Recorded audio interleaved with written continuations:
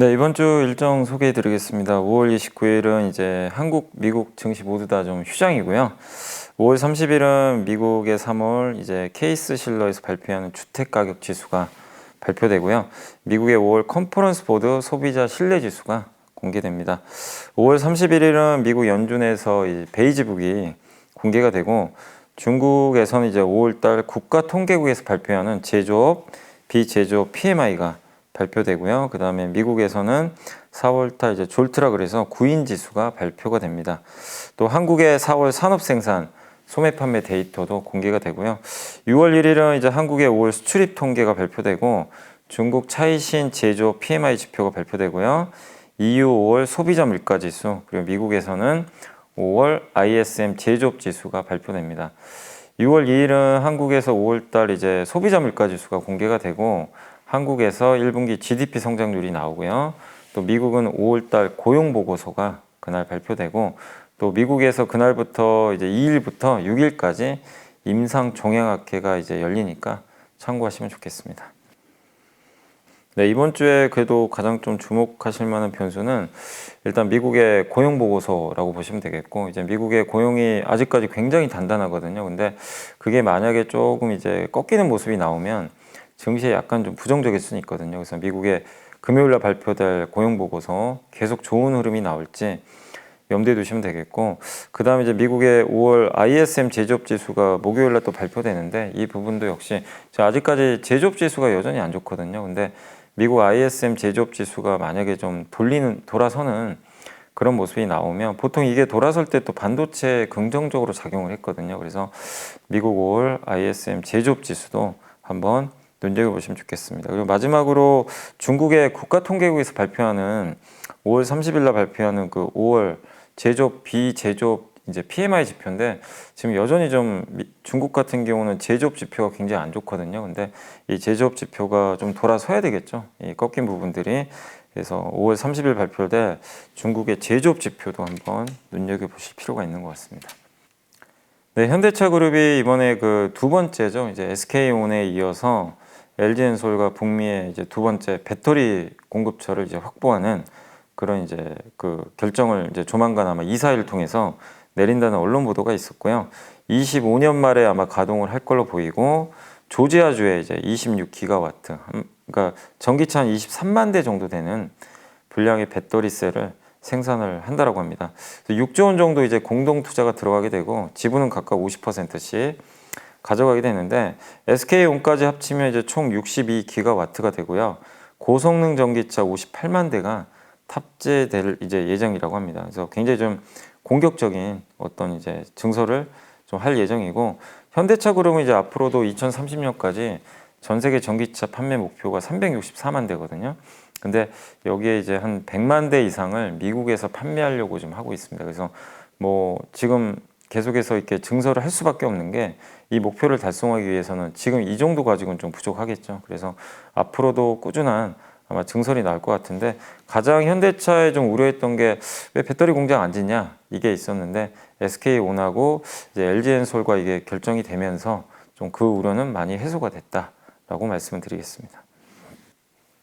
네, SK온이 현대차 1.2조, 기아 8천억에서 이제 2조 원을 빌리는 이제 결정을 좀 했습니다. 물론 SK이노베이션이 채무 보정을 좀 하는 형태인데 일단 그동안은 이제 기업 공개를 전제로 해가지고 이제 뭐 외부 투자 유치를 많이 받았죠. 뭐 사모펀드나 이런 데서 받았는데 이번에는 또 굉장히 의외였죠. 현대차 기아가 직접 돈을 빌려줬습니다. 그래서 자금 조달 측면에서 굉장히 좀 다변화하고 있어서 이 점은 긍정적이고 또 이렇게 현대차 기아가 주요 고객사인데 여기서 이렇게 자금을 조달받았다는 건 결국 그만큼 이제 공급사와의 관계가 어떻게 굉장히 이제 끈끈하다는 얘기가 되겠죠. 이 부분은 SK이노베이션 주가에도 긍정적이고 또 최근에 SK온이 MBK 컨소시엄으로부터 1.500억 정도 되는 한 이제 규모의 투자를 좀 받을 예정이라고 하는데 우리나라 돈, 그러니까 미국 돈으로 이제 8억 달러 정도 된다고 좀 보시면 좋을 것 같습니다. 그래서 이런 것들을 이제 다 종합을 하면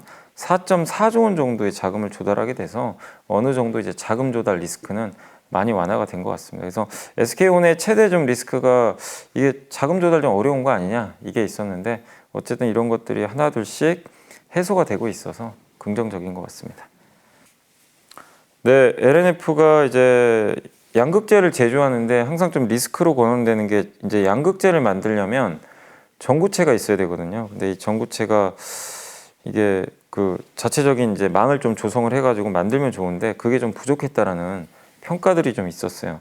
근데 이번에 그 새만금 산업단지에 아마 유력한 그 대상자로는 LS로 좀 거론이 되거든요. 그러니까 LS가 그 이제 전구체를 만들게 되고 이걸 통해서 LNF가 그걸 조달받아서 양극재를 만드는 그런 쪽으로 형태로 아마 갈 것 같습니다. 그래서 국내에서 이렇게 또 국내 기업과 하게 된다면 지금 요새 어쨌든 이제 배터리도 공급망이 중국을 좀 빼겠다는 의도가 미국이 굉장히 강하기 때문에 이게 잘 좀 만들어져서 생산이 효율적으로 나온다면 굉장히 또 하나의 좀 긍정적인 모멘텀이 될 수밖에 없는 게 미국이 원하는 게 이제 이런 그림이거든요. 예, 그러니까 중국을 좀 배제하고 뭐 한국에서 생산된 거나 미국에서 생산된 양극재나 이런 것들을 원하는 거죠.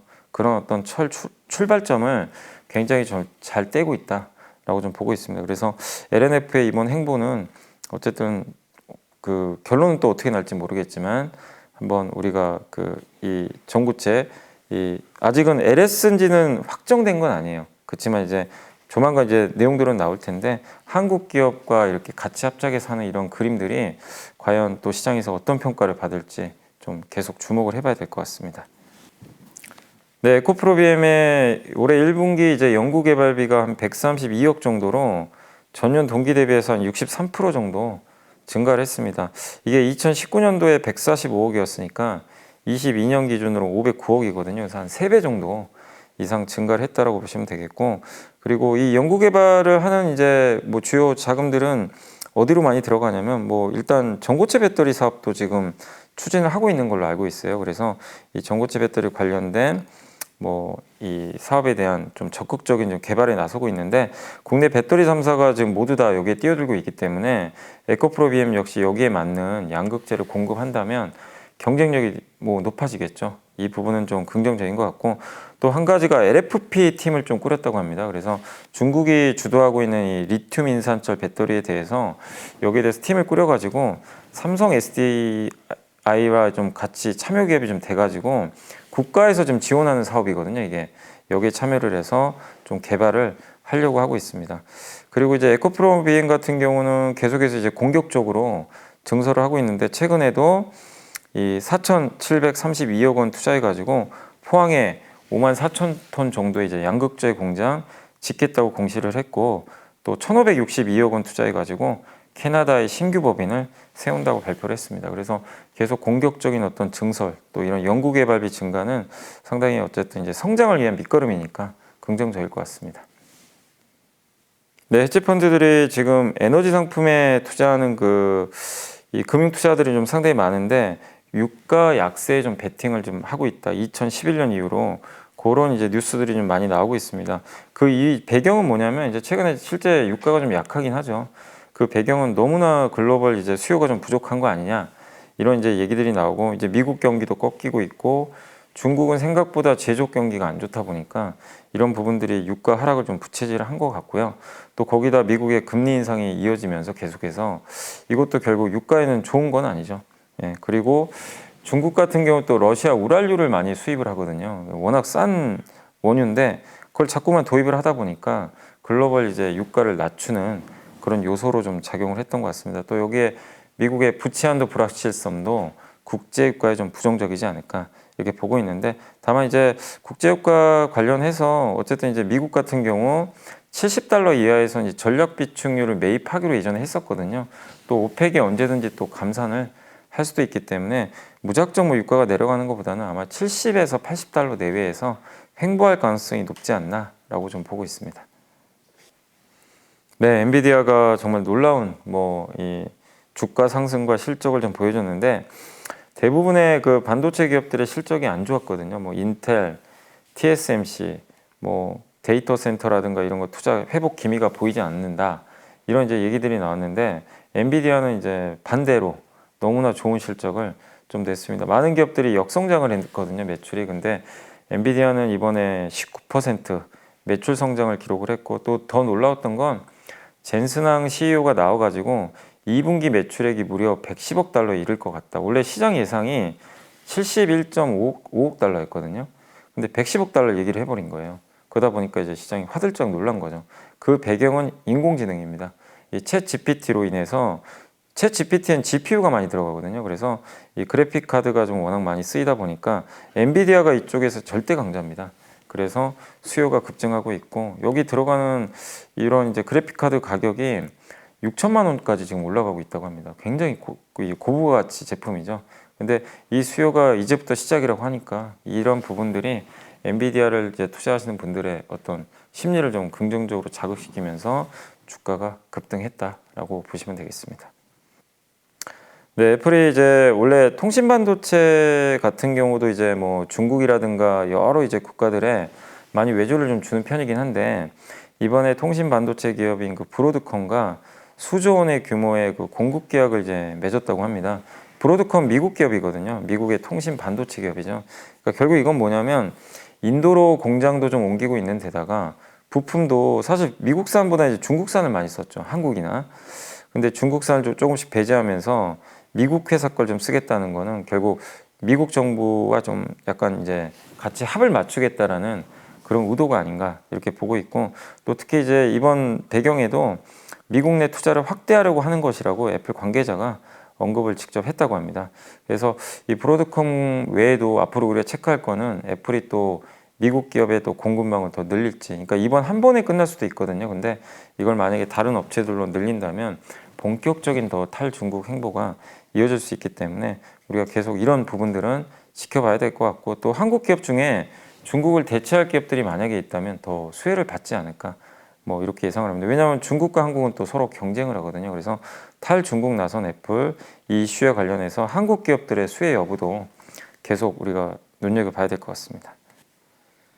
네, 인도 공장이 그 아마 관세 때문인 것 같습니다. 거의 그냥 100%에 달하는 그 세금이 부과되거든요. 차를 이제 수입을 할 때. 그러니까 이 부분에 대한 이제 테슬라의 요구가 좀 있었는데 인도 정부는 그걸 바꿀 수는 없다. 이런 얘기가 나와서 아마 이번에 인도 공장 설립은 결국 결렬이 된 것 같습니다.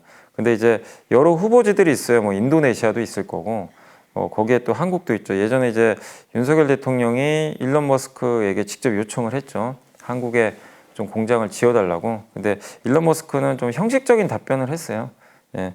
근데 어쨌든 이제 우리나라에 지으면 상당한 효과가 있겠죠. 또 한국에는 자동차 부품 회사들이 밸류체인들이 완벽하게 갖춰져 있죠. 또 현대차 중심으로 해가지고 그래서 일론 머스크가 좀 결정만 만약에 해준다면 한국에 또 뭐 엄청난 규모의 공장이 들어서는 거고 고용 창출 효과도 생기기 때문에 우리나라 GDP 증가에도 굉장히 우호적이고요. 또 우리나라의 각종 전기차 밸류체인들이 이제 미국이 아니라 이 현지에서 직접 조달할 수 있어서 기업들한테도 굉장히 좋을 수밖에 없습니다. 그래서 여러 가지 시너지 효과가 예상되기 때문에 다만 이건 이제 우리의 기대지 아직 결정된 건 아니니까 한번 좀 기대감을 갖되 일단 확인될 때까지 지켜봐야 되겠습니다. 네, 뭐 요즘에 진짜 고환율 때문에 뭐 저도 실제로 미국 주식 투자하신 분들께 얘기 들어보면 다른 데서 좀 손해는 봐도 환율 때문에 좀 많이 손해 그 축소됐다 이런 분도 계시고 애플 투자하신 분들은 오히려 기분이 좋으시더라고요.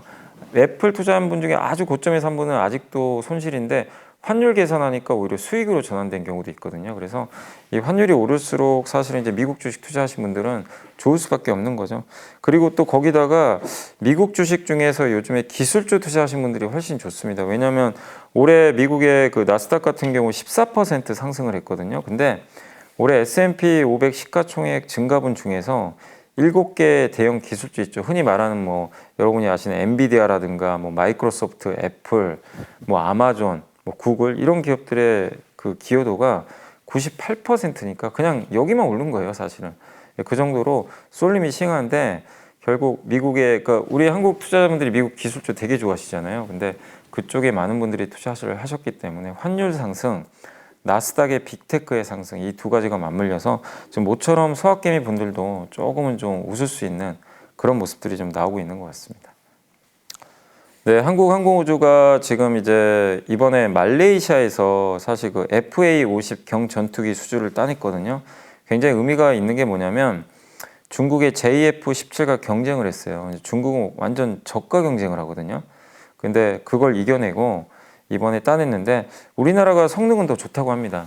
예, 실전 운영 경험도 있고 근데 다만 이제 중국은 너무 저가로 공격을 하니까 이게 쉽지 않았던 거죠. 그래도 어쨌든 이번에 수주를 좀 따냈고 그리고 다음 타겟을 지금 이집트로 잡고 있는데 여기서 지금 수출 물량을 협상 중인데 이것까지 따낸다면 이제 레퍼런스가 많이 확보가 되겠죠. 근데 이제 가장 중요한 데는 어디냐면 미국입니다. 미국 수출에 이제 이집트까지 내년에 끝내고요.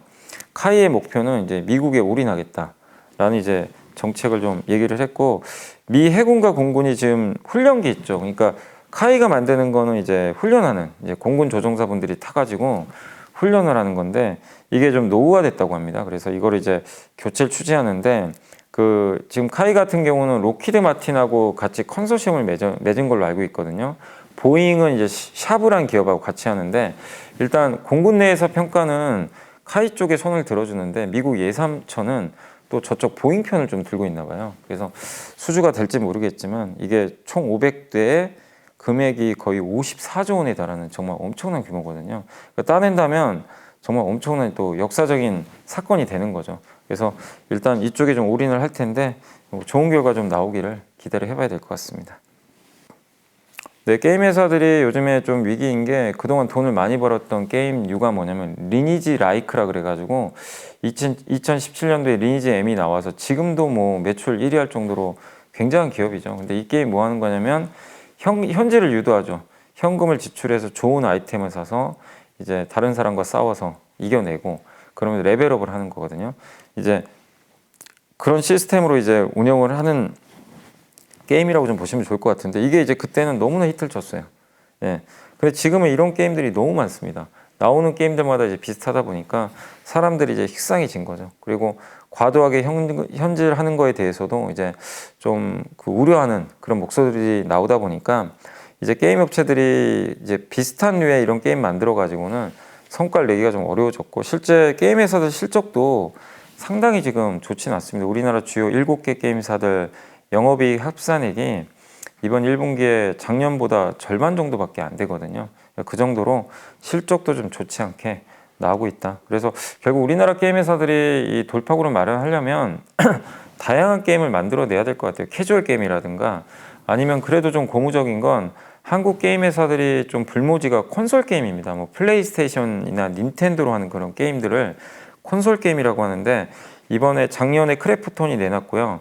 올해는 또 NC소프트가 그쪽에 관련된 게임을 내놓습니다. 그러니까 이런 식으로 다변화된 게임들을 내놓는 건 상당히 긍정적인데 이게 평가를 제대로 받으려면 좀 시간은 걸리겠죠. 근데 그 과도기에서 아직은 저 리니지 라이크 같은 게임들이 매출 비중이 높다 보니까 실적이 좀 좋기는 어려운 것 같습니다. 다만 올해 하반기 내년에 이런 콘솔 게임들이 많이 나오니까 게임 업종도 전반적인 분위기는 조금씩 나아지지 않을까라고 예상하고 있습니다. 네, JP모건이 이제 그 자신들의 포트폴리오에서 주식과 회사채 비중을 줄이는 대신 현금을 좀 2% 늘렸다라는 이제 그 보도가 좀 있었습니다. 근데 그 이유는 이제 미국이 지금 부채 한도 협상이 좀 잘 안 되고 있고 또 경기 침체 위험이 좀 증가하고 있잖아요. 그리고 최근에 또 미국 연준 위원들이 너무 발언이 금리 인상을 계속 좀 부추기는 발언들을 많이 하고 있습니다. 그러다 보니까 JP모건 입장에서는 이거 좀 약간 리스크 관리해야 되는 거 아니냐 이런 좀 입장인 것 같고요. 그리고 시장은 사실 올해 금리 인하 예상을 하고 있는데 주식시장도 그걸 좀 반영을 하고 있거든요. 근데 이 결국 주식시장과 연준에 좀 간극이 생긴 거죠. 근데 이 간극은 주가가 좀 빠져야 좁혀질 수가 있다. 그래서 굉장히 좀 부정적으로 보고 있는 것 같아요. 그래서 JP모건은 좀 현금을 늘려라 라는 얘기인데 다만 여러분들이 좀 참고하실 건 JP모건이 됐건 모건스탠리가 됐건 자기네들 포지션이 그쪽으로 잡히면 그쪽으로 좀 세일즈하는 경향들이 좀 있어요. 그러니까 그거를 너무 JP모건 유명하니까 나 따라해볼까 이게 아니라 여러분 스스로 판단하는 게 저는 더 낫다고 봅니다. 그래서 너무 이쪽으로 좀 치우치실 필요는 없다. 그리고 외국계 증권사마다 또 의견들은 다르니까 그냥 하나의 참고사항 정도로 보시면 될 것 같습니다. 네, 이번 주에도 계속 저는 반도체 쪽, 지금 반도체가 어쨌든 주도주 쪽으로 계속해서 지금 부상을 하고 있어서 주목을 좀 저는 계속 하실 필요가 있다. 라고 좀 말씀드리고 싶고, 또 새롭게 볼 만한 업종은 뭐 제가 일부 시간에도 바이오 한번 이제 보고서 보여드렸지만 이번 주에 그 미국에서 임상 종양학회가 열리거든요. 근데 어쨌든 이제 블록버스터급 그런 임상들도 많이 아마 공개들이 좀 될 것 같아요. 그리고 올해 또 하반기에 아까 그 일부에 말씀드린 뭐 셀트리온 같은 그 이제 바이오시밀러도 지금 미국에 이 대형 어떤 이제 바이오시밀러를 내놓게 되고, 그러니까 작년까지 올해 상반기까지 모멘텀들이 별로 없었거든요. 근데 이게 하반기부터 이제 분위기가 바뀌게 됩니다. 그래서 한번 바이오 쪽도 새롭게 여러분들이 눈에 한번 넣어보시면 어떨까라고 말씀을 드리겠습니다. 네, 이번 주에 이제 보고서는 이번에 소개해드릴 거는 SK증권의 한승한 연구원님이 조선업종입니다. 조선업종 이제 미래에서 찾는 힌트인데 굉장히 긴 자료지만 앞으로의 미래를 한번 예측할 수 있는 자료니까 조선주 투자할 때 한번 참고하시면 되겠고, 일단 조선사를 이제 비중을 좀 확대해야 된다라고 좀 의견을 제시했는데, 일단 첫 번째가 공급사가 주도를 하고 있어요. 그러니까 옛날에는 너무 많았어요, 조선사가. 이 조선사들이 1020개였다고 합니다, 과거에. 지금은 343개로 급격하게 줄어들었고, 살아남은 기업들 중에서도 우리 한국의 한 4개 회사 정도가 경쟁력이 가장 뛰어나고, 나머지 회사들은 이렇게 경쟁력이 뛰어난 기업들이 많지가 않거든요. 그래서 공급자 우위 시장으로 바뀌게 되면서 한국 업체들한테 더 유리해졌고, 또 가격 인상하기가 수월하죠. 예, 그래서 지금 신조선가가 계속 올라가요. 그러니까 이런 부분들은 구조적으로 좋아질 수 있다, 이렇게 보시면 되겠고, 또 두 번째가 수주잔고가 굉장히 많습니다. 지금 국내 조선사 수주잔고가 보통 PBR과 동행을 하는데, 지금 우리나라 현재 수주잔고가 2007년과 비슷한데 그때 PBR이 5.1배였는데 1.8배밖에 안 돼요, 지금. 그러니까 그 정도로 과거에 비해서 지금 저평가되어 있는 거죠. 물론 여러 이슈들은 있죠. 과거보다 좀 실적이 좀 부진하다, 뭐 이런 이슈들도 있겠지만, 그래도 1.8배는 너무나 좀 저평가된 거 아니냐라는 그런 의견인 것 같고, 또 세 번째가 이 건조 물량이 이제 본격적으로 증가를 하고 있거든요. 그러니까 그 많은 조선사들이 계약을 맺을 때 돈을 1조를 받으면요, 6천억 정도를 배를 다 만들 때 받아요. 나머지 그럼 돈들은 이 배 만드는데 돈 많이 들잖아요. 그럼 중간중간 은행에서 빌려서 만들어야 돼요. 돈이 없기 때문에. 그래서 굉장히 좀 힘들었죠, 고물가 고금리에. 근데 이런 것들에 대한 부분들이 조금씩 바뀌어서, 예를 들면 20%, 20%, 20% 이렇게 나눠서 받는다거나 그런 쪽으로 좀 바뀌고 있고, 그리고 과거에 이제 건조했던 선박들 중에서 고가에 이제 수주받았던 선박들이 이제 지금 건조가 돼가지고 올해부터 본격적으로 납품이 됩니다. 그럼 이건 수익성이 좋고 현금도 많이 들어오겠죠. 그래서 이런 부분들이 상당히 실적에 올해 하반기부터 우호적이다라고 좀 보고 있는 것 같고요. 그다음 네 번째가 IMO라 그래서 국제 회사 기구가 있거든요. 환경 규제를 올해 7월에 발표할 것 같아요. 그래서 굉장히 강력한 규제가 좀 나오지 않을까 하는데, 그럼 선박 운행할 때 친환경 선박을 운행하라는 얘기죠. 그래서 이걸 강제화시킬 수밖에 없고, 또 많은 배들이 노후화됐습니다.